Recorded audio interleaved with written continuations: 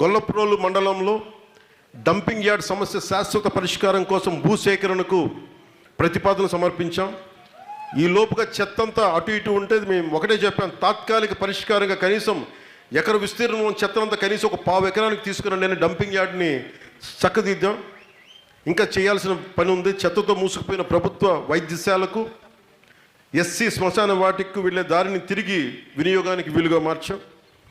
4 లక్షల మండల పరిషత్ నిధులతో గొల్లప్రోలు ప్రాథమిక ఆరోగ్య కేంద్రానికి వెళ్ళే రహదారిని సీసీ రోడ్డుగా అభివృద్ధి చేసి వర్షాల సమయంలో రోగులు ఎదుర్కొంటున్న ఇబ్బందుల్ని నివారించాం.